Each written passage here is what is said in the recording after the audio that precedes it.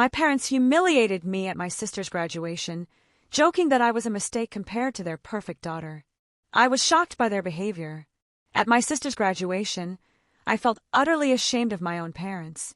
They belittled me in front of everyone, even our closest friends and relatives.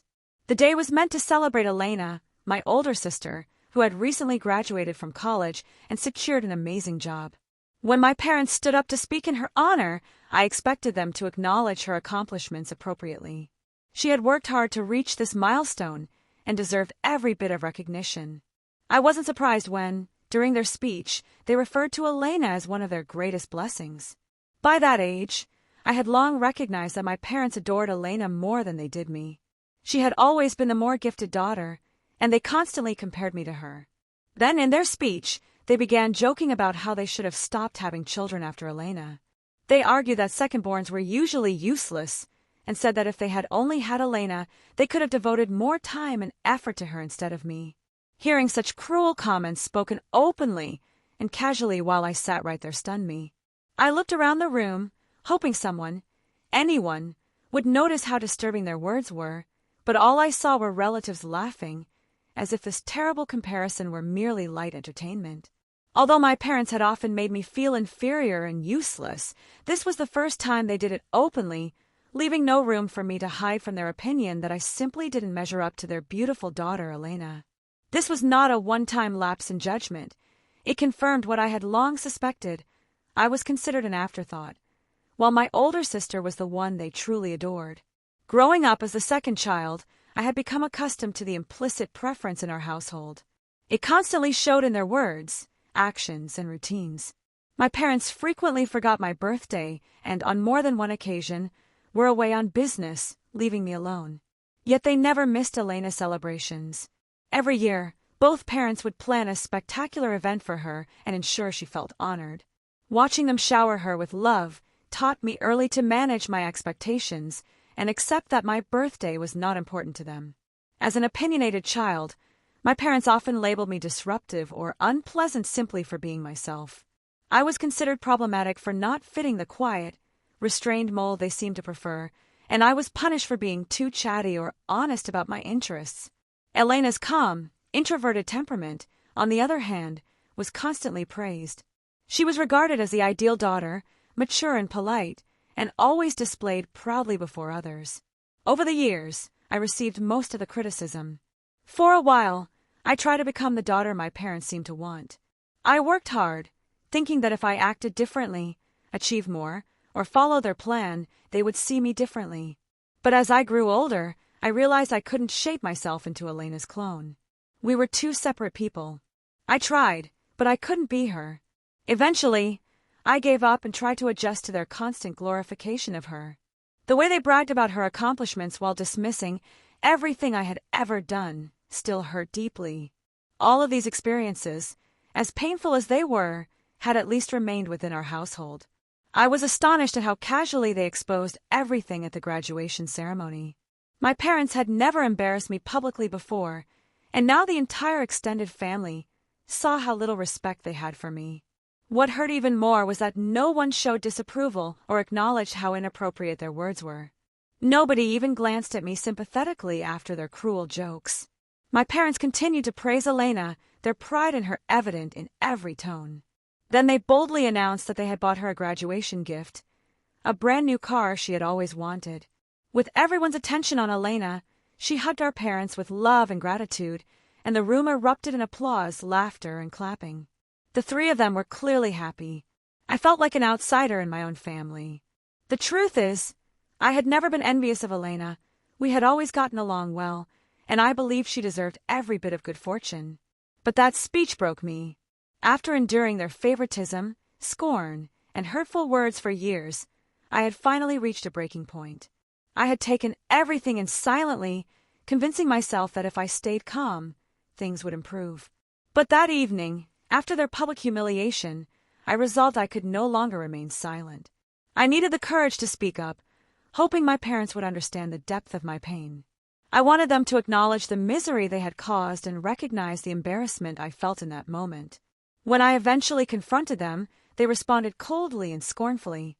They paid little attention to my words and offered no apology, dismissing my feelings as exaggeration. They acted as if I had no right to be angry or as if my emotions didn't matter. My father even remarked that he had nothing to be proud of in me and that I should not hold it against them for being disappointed in who I was. He said it so casually, as if my presence didn't matter. My mother told me to stop overreacting and called me overly needy for being upset over something she considered insignificant. It felt as if they were saying I had not earned the basic respect of being their child because I hadn't done enough, that I was less deserving of pride and care simply because I wasn't Elena. The issue even reached Elena, who defended our parents and insisted I should be less harsh with them. She said something that struck me deeply, and I will never forget it. I shouldn't have been so outraged by their graduation speech because it was merely a harmless jest. She assured me that if I had studied and worked as hard as she did, I could make them proud as well. Among all the things she said, the words that struck me most deeply were that I hadn't worked hard enough to earn their respect. She made it sound so simple, as if all the years of effort I had put in were invisible to her, as if my struggles and attempts to find a job meant nothing. As her younger sibling, I had expected her to protect me in some way, but she didn't. That felt like a betrayal coming from her. Looking back, that conversation was a turning point. I realized then that I had left my family behind, done trying to win their approval, done clarifying myself for them, and done hoping for something that would never come, love or affirmation. I redirected all of my energy into creating something for myself. From that day on, I immersed myself in my studies, focusing on the things I could influence and the future I could shape. 2 years later, my hard work paid off. I was accepted on a full scholarship to my dream institution. This was entirely a personal accomplishment, a product of my own dedication, determination, and refusal to let my family's neglect define me. For the first time, I had done something solely for myself. When I shared the news with my parents, they were almost as astonished as if they had never expected me to attend college at all, much less on a scholarship. Elena scrutinized my admission letter twice, as if she could not believe I was capable of achieving something on my own. Clearly, they had all underestimated me, and seeing their surprise gave me a small sense of satisfaction. I simply shook my head at her incredulous remark. My mother, however, quickly soured my mood, saying that it was fortunate I had received a full scholarship since they hadn't set aside any college funds for me. In contrast, they had never hesitated to pay Elena's tuition, despite their lack of foresight in saving for me. When it was time to move out, I packed my belongings and left for my college apartment. That day, I made a determined choice to sever all contact with Elena and my parents. I felt no need to explain my intentions. After all, they had repeatedly shown that my feelings, opinions, and values held little weight with them. Why should I expend energy explaining something they had never acknowledged? Since they hadn't even offered an apology that might restore the years of neglect and agony, I recognized that arguing would be pointless. Over the next few weeks and months, my family contacted me frequently through emails and messages, vaguely hoping I would reconsider and reconnect. At first, I felt compelled to open them, but each message only reminded me of who they were. Their communications attempted to mislead me into believing I was the one acting irrationally, rather than accepting responsibility for the years of mental and emotional pain they had caused. They insisted I had overreacted, dismissing my decision to end the relationship as immature and impulsive. Their statements always returned to the same message: I was the one dissolving the family, so my choice to cut them off was wrong. I never bothered responding. My college experience has been overwhelmingly positive. I devoted myself fully to my studies, hobbies, and most importantly, building connections with people who genuinely care for me and see me for who I am. Working part-time at a nearby diner has allowed me to save for the future, and interacting with customers has been both engaging and educational. I completely immersed myself in my studies, social life, and everything my new surroundings had to offer. By filling my days with meaningful activities, I haven't missed my family or wondered about their well-being.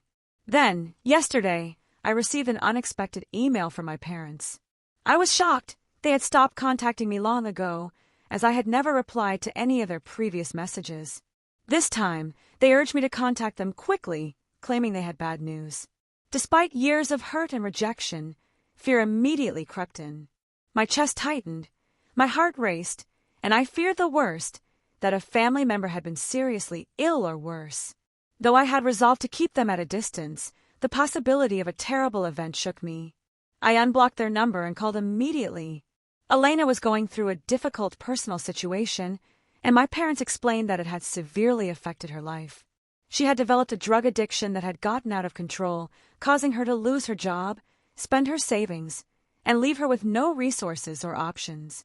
I had no idea Elena was struggling, so the news completely surprised me. She had always been my dependable, high-achieving sibling, yet now that same sister had fallen into addiction. Her situation was difficult to comprehend, and in my parents' eyes, it shattered the image they had built of her. Their desperation, concern, and worry about how this would affect their reputation were shocking. They even hoped I might have some answers for them. Elena had always appeared responsible and grounded, so it was startling that she, of all people, had become addicted to something as dangerous as heroin. My father then asked me in a mistrustful tone if I had introduced her to drugs. The idea stunned me. Not only was it absurd, it was appalling to think they could suspect I had anything to do with Elena's problems. How could I have introduced drugs to my older sister when I had never used them myself? Furthermore, I had not spoken with Elena or the rest of my family in years because of their mistreatment. I had focused on building my own path, free from their toxicity. Yet, now that their perfect image of Elena was shattered, they were quick to blame someone else, and I was the easiest target. I advised them to speak directly with Elena before making any assumptions and told them it was unwise to suspect me. Throughout our conversation, I noticed that my parents were more concerned with. Rather than expressing concern for Elena, my mother seemed fixated on the potential shame that would befall the family if her struggles became public. She appeared fascinated by her immaculate daughter's secret actions, repeatedly remarking on how shocking it was to discover this side of her and how others would react if they ever found out. Elena and my father were overwhelmed and unprepared to handle the situation, so my mother begged me to return home and help care for her. She implored me, what do we even do? I feel so ashamed of her.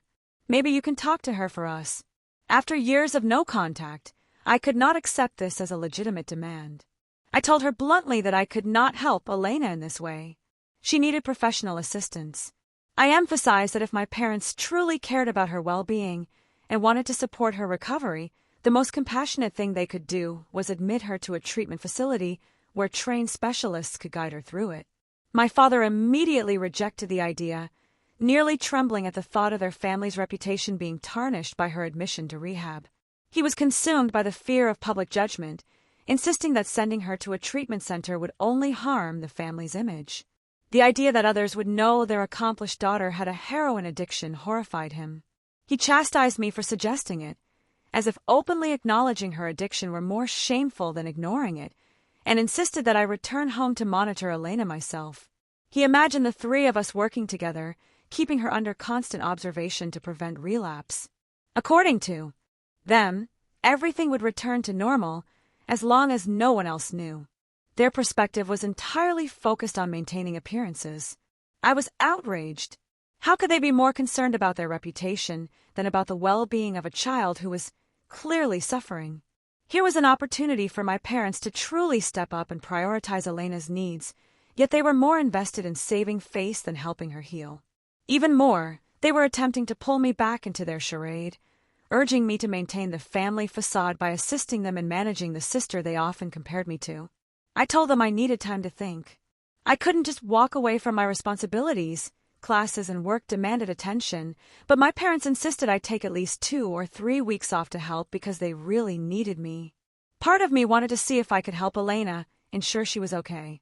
Another part of me recognized that I might be powerless to influence a situation dominated by parents more concerned with appearances than recovery. Even now, I question whether I should refuse to return home and take care of my sister. Update 1. This story didn't explode immediately, so I wanted to clarify a few things. I do not hate Elena. I genuinely care about her and want to help. However, because I had not communicated with my family for 3 years, I had achieved a level of serenity and stability that I had never experienced before. Reconnecting with Elena risked reintroducing my parents into my life, and I was unsure if I was ready for that. Elena could have been struggling with heroin addiction for years, possibly even before my parents discovered it. As the golden child, she had always been praised and kept on a pedestal under constant pressure to maintain a flawless image. Any failure, no matter how small, could have been devastating, and drugs may have become a coping mechanism to escape the unbearable expectations and fear of disappointing our parents. I became even more saddened thinking about my sister suffering silently all along without my knowledge. I wish she had felt safe enough to confide in me sooner, so I could have supported her through it. Update 2. After considerable reflection and encouragement from comments I received, I decided to contact Elena. Despite everything, she is my sister, and I believed it was important to hear from her directly rather than rely on my parents' interpretations. I texted her briefly to ask if she wanted to talk. She replied hours later, agreeing only to a phone call. When we finally spoke, her voice sounded like a shadow of the sister I knew. Elena spoke slowly and carefully, revealing what she had endured. She admitted she had struggled with addiction for several years, beginning shortly after college when she started her law job. She felt immense pressure to maintain her high-achieving status, constantly overworking to impress her supervisor and earn recognition. Eventually, the stress became unbearable. A friend suggested recreational drugs to unwind, and what started as occasional use grew into dependency. Elena described feeling trapped. She could not tell our parents because of their obsessive attention to appearances and refusal to acknowledge anything that contradicted their narrative. She maintained a facade of perfection even as she lost control, ultimately losing her job and depleting her savings.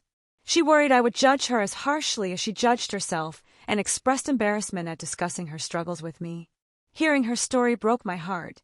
I had never realized that the pedestal our parents had placed her on was a prison rather than a privilege. She had endured the suffocating weight of being their golden child, while I had suffered the pain of being overlooked. Our parents' focus on control and favoritism had harmed both of us, though in different ways. I could never judge her for that. I expressed my regret that she had not confided in me earlier. My only regret was that I had not been there to help her. Thank you for watching. If you haven't subscribed yet, please do so and hit the notification bell to stay updated with more shocking real-life stories happening around you.